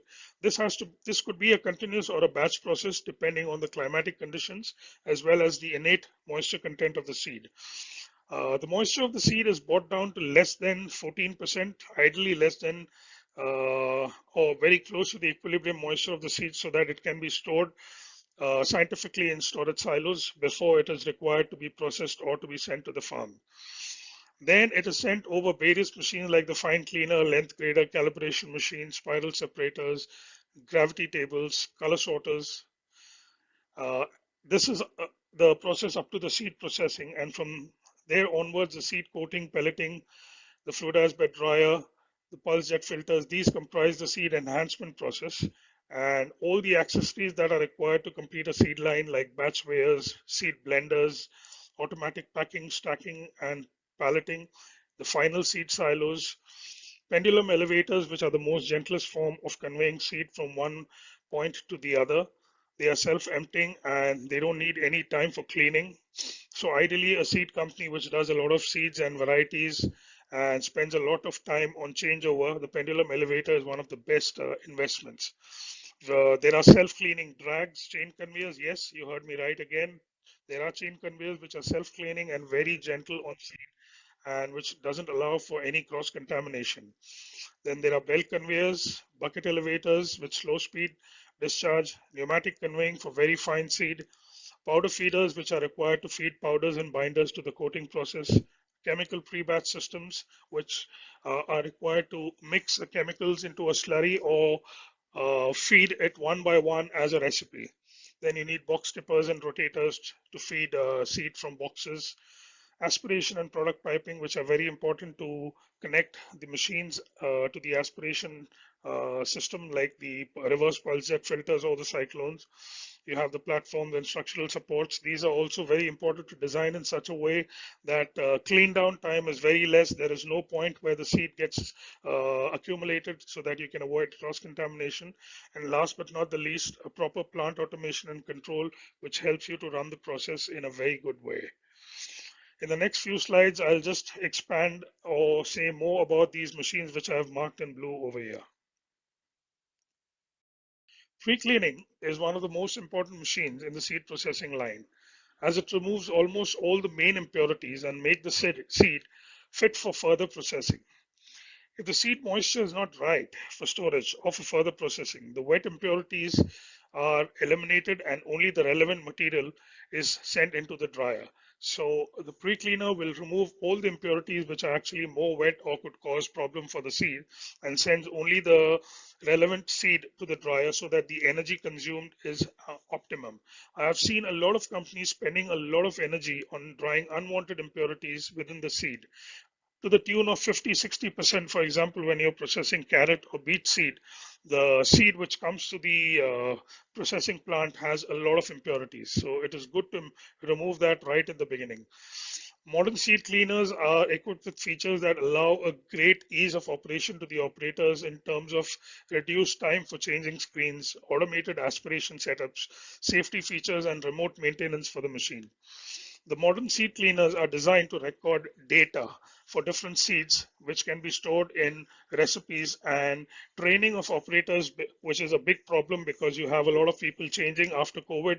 There's a dearth of skilled operators. When you have machines which are self-reliant, it makes a big difference in your processing efficiency. So here I've just tried to enumerate a few features where you can see that by a touch of a button, you can actually release the screens, and it becomes very easy for the operator to do that, which used to consume a lot of time in the past. This is a feature on one of the cleaners, which is called AirMax, where there are 3 channels after the pre-cleaning is done on the cleaner, where you can actually set different speeds to remove all the light impurities, which is like a partial gravity separation.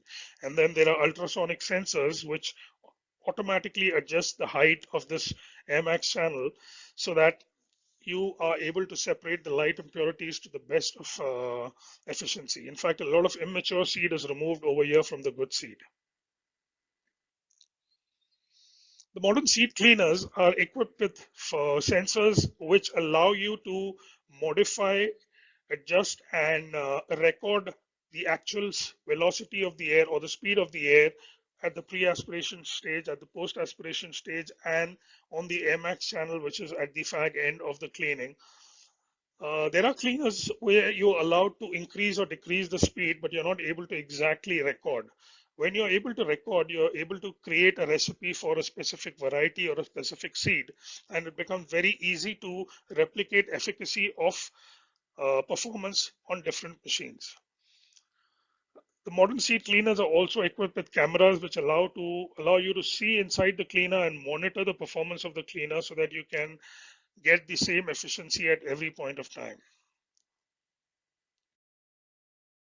Then we come to the dryer, which obviously I call it as an irreversible process, because once you expose the seed to a certain kind of temperature and movement while the moisture is being reduced, you cannot undo it. So it has to be done the right way in the first instance itself. So it's one of the most important equipment at the beginning, where if your seed which comes from your field after harvesting and extraction does not have the right moisture, you have to dry it.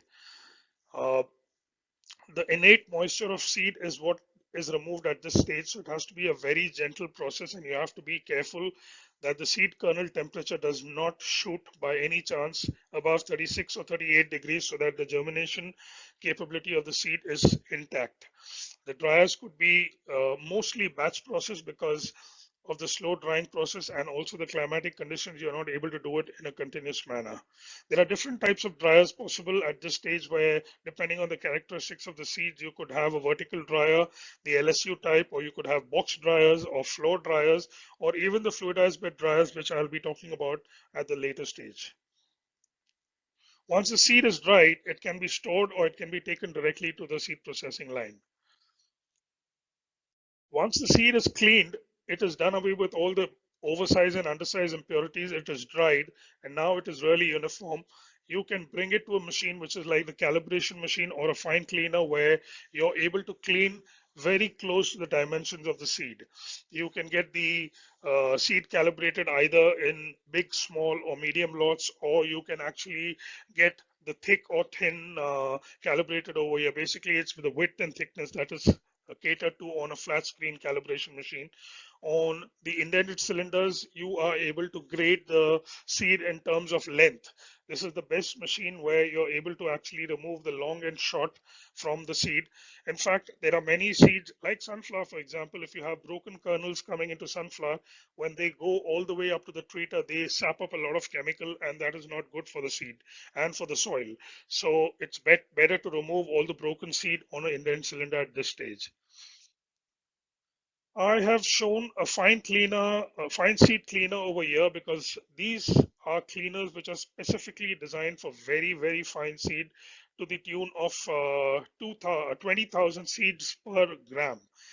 These are seeds which would fly off even when you're normally breathing in front of it. So when you want to clean these kind of seeds, you need a very specifically designed kind of a cleaner which is totally enclosed. And the most important part is, with these kind of seeds, they fly away to points which are inaccessible on the big cleaners. So when you see over here, these cleaners are welded and designed in such a way that the screen boxes come out like drawers, and the whole cleaner is accessible for cleaning. The screens are without the boxes. They are just placed on top of these frames, and very easily accessible for cleaning. There is ample amount of air for removing all the very light dust also out of this machine, because it's always a closed environment. Even for the calibration, we've got a very similar arrangement where there is no area where you're not able to access the machine. And we design the machines in such a way that there is no cross-contamination at all. Spiral separators. Now, spiral separators are one of the latest addition to the seed processing line. There used to be conventional spiral separators which were stationary and where you would use only the angle of the cores where the seed would flow vertically, and all the seeds which are round would actually flow out, and the ones which are not round, which would not have a centrifugal force, would just flow on the cores and come down. So this is a machine basically to separate round seed or round impurities from flat impurities or flat seed. So if the seed is round, it would flow out as a round seed and the impurities would go down, and it could be the vice versa as well. But the modern spiral separators, they have an arrangement where you can actually increase or decrease the frequency and the movement of the cores, and you can even change the rotation of the cores to achieve the best efficiency in very difficult seed, where the difference between the shape of the seed, which from round to flat, is very less. Ideally, this is placed before the gravity separator so that you can remove all the impurities based on the length, width, breadth, and shape before it comes to the gravity separator. So the gravity separators are usually the heart of the seed processing line. These machines are equipped to separate the seed based on specific gravity, specific weight. Dynamically balanced machines with efficient airflows and scientifically designed decks are very important to achieve this result. When I say that, the machine should be dynamically balanced with minimal vibration, and the decks should be designed in such a way that the separation between the heavy and the light is absolutely perfect. Now, the performance of the gravity separator can be achieved only when you have done all the operations of cleaning and grading before it comes to the gravity. Conventional gravity separators had three fractions, which is the heavy, light, and then there would be a combination of the heavy and light, which was called the middling. Handling the middle fraction was quite a complex operation before, which resulted in a lot of capex and mechanical movement of seed. So we would come to the next slide, where you see a modern gravity separator, which with this part 3, where you see a ribbed format of the screen of the deck, and the cross section of the deck is in this format. This helps the absolute separation of the heavy and light, and so there is no middling fraction at all, and that's why it's called a mid-X, which is exclusion of middlings. Here, by using this kind of a gravity separators, you eliminate the middlings, you eliminate the requirement of taking the middlings back to any other machine and any mechanical impact on the seed. Again, the gravity separators are completely electrically operated with all the data in terms of inclination, airspeed, which can be recorded in such a way that any new operator can handle the machine without any confusions. That brings us to one of the last machines on the seed processing line, which is the optical sorters. They are again one of the latest addition to the seed processing lines, I would say maybe in the last decade. Earlier, the color sorters were used on cotton, sunflower, and maize, which were trying to remove the seed that were dramatically different in color after all the cleaning and grading operations were exhausted. About a decade back, color sorters with high intensity light was launched, which could look into the seed and find. There used to be near infrared color sorters, but then the color sorters which were designed with high intensity light, they could actually look into the seed and check whether there is an embryo or whether the seed is live or not. And at the same time, there were fine seed sorters which were developed. These are belt sorters because, again, when I say fine seed, it means 20,000 plus kernels in 1 gram of seed. And when you want to put that on a conventional sorter, they would just fly away and we would never be able to achieve the exact results. I've seen companies doing sorting on conventional color sorters, which would take about 15, not 15, I would say at least 5 to 7 times of operation, and then at the end they would still have about 10 to 15% of impurities in the good seed. Whereas on the belt sorters, you're able to achieve absolute 98 to 99% efficiency, or more than 99% efficiency on just one pass. After the seed processing, once the seed has been brought to an area where you have all the good seed which has been collected, the good seed is then sent into a process which is called seed enhancement, which, as I mentioned earlier, comprises either film coating or pelleting or entrustation. So batch coaters are the order of the day today for film coating or pelleting or entrustation, because the number of chemicals, the number of fungicides, insecticide, active ingredients or inoculants which are added, or powder treatment which is done to seeds is immense, and doing that on a continuous treater is a very difficult task. So that's the reason we have a batch coater. The challenge with the batch coater is that you continuously weigh the seed and put it into a batch and into the drum, and then all the treatment is done in terms of chemicals, or it is a slurry which is a mixture of all the chemicals and powders. And once the batch is emptied, there is always a chance of these powders and chemicals staying back in the coater. So you've got an automated rotor and stator cleaning capability, which allows the operator not to actually access inside the coater, and he is able to clean the coater in a much better way. There is a lot of operator safety which is ensured, because any part, if it's open, the machine just stops. This is the only machine, a batch coater, which can actually do up to 1200% build in a single pass. So yes, we can actually achieve 12 times increase of size of seed in one pass. And the coater has been designed with a process guarantee against any kind of fine seed leakage. The biggest problem on coaters today with fine seed is that when you do it in a batch process and when the seed is discharged, because of the air movement, the fine seed tends to go under the rotor and gets accumulated over there. But because of the design of our coater over here, it is such that the tolerances are such that there is no fine seed that goes under the rotor. We've got a completely automated chemical pre-batch system, which I'll touch upon in a few slides later, and we can do up to 18 chemicals with a recipe function. We've got an integrated data management, which controls or measures every chemical, the weight of the seed, and it adjusts automatically depending on the batch size. These are just the components of the batch coater. Obviously, this presentation would be circulated around, so you will be able to have a look at that. Then we come to one of the last machines on the seed enhancement section, which is the fluidized bed dryer, and it has a cooler option also. When we say fluidized bed dryer, our dryers are 100% true fluidization. That means there is no mechanical movement in the dryer. It's absolutely gentle. The seed is totally moved by air. Because the seed is always in a state of fluidization, every kernel is exposed to hot air very, very uniformly, and we are able to do a very efficient drying. And we have been able to remove up to 40% moisture, surface moisture, from the seed. There are about 30% energy savings, again, because the drying is much faster. It's completely compact, and there is no external or false air or humidity that is affecting the seed, and that's why the energy saving is also much better.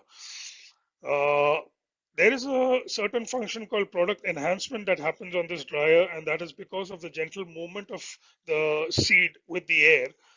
There is something called a self-healing action, because when the seed is pelleted or entrusted on a coater and it comes out of the coater and it gets exposed to atmosphere, there are cracks that could develop on that, and these cracks get fused inside this fluidized bed dryer because they're always on a cushion of air and they're never impacted mechanically. There's a lot of operator enhanced safety over here. We can do it, operate the dryer on a continuous or a batch mode. We've got optional NIR or microwave moisture sensors to control the moisture along with the temperature. We've got temperature sensors, of course, because we don't want the seed kernel temperature to go beyond 38 degrees. The dryer screens are removable and made in stainless steel. And we've got a food grade approved design as well. That's a cross section of the dryer showing the various portions, the heating zone, the cooling zone, so that the seed is cooled before it comes out of the section.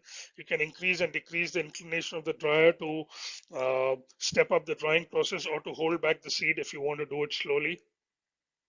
The dryer is connected to the aspiration points, and so there's always a controlled aspiration, and it's totally under negative suction. Powder feeders, these are very important in a seed enhancement process, because more often than not, I've seen companies where they are not able to handle the powder or feed the powder in a very smooth manner. And if that is not done, pelleting is a very, very difficult task. So if you have a powder feeder where the dosage is controlled and very accurate, it makes it much, much easier.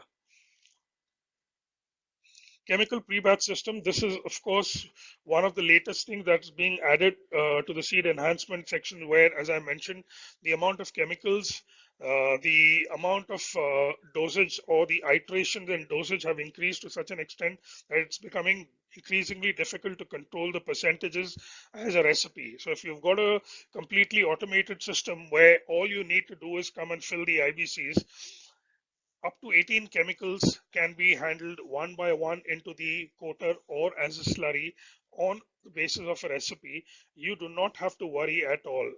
The moment the seed is weighed in a batch, depending on the weight of the batch, all the percentages of the chemicals or the powders are calculated and they are fed accordingly. So it becomes very easy for the operator. Pneumatic control. We have pneumatic control over the chemical pre-batch system, which allows it to actually connect to multiple seed coating lines. And last but not the least, plant automation and control.